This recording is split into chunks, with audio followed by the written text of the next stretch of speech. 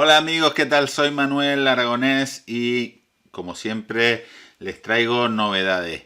Bueno, les cuento que acabo de crear un nuevo canal de YouTube. El que tengo actualmente lo voy a seguir utilizando y bastante porque tenemos AppSheet y tenemos Excel y va a haber mucho volumen de vídeos ahí, pero aparte de eso he creado este canal AplicaTubers porque tengo pensado empezar a hacer muchos manuales de muchas aplicaciones y programas informáticos de diseño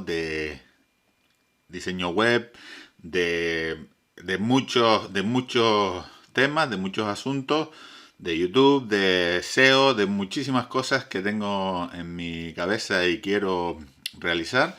Y entonces les quería decir que si se quieren suscribir a este canal nuevo, pues sería muy bueno para mí y sería una gran ayuda que me darían. Y además, pues pueden tener bastante aprendizaje de muchas aplicaciones informáticas y de diseño que voy a poner manuales aquí. De momento he empezado para estrenarme.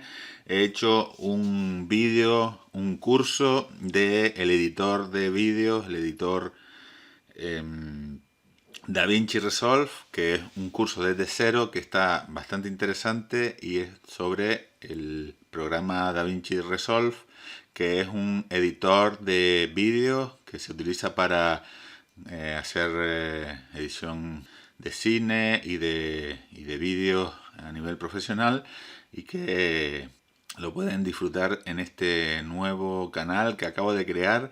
Entonces me gustaría que se suscribieran y me sigan igual que me están siguiendo en el de AppSheet, pero el canal de Manuel Aragonés, profesor de informática, va a seguir con muchísimos vídeos. Gracias, hasta luego.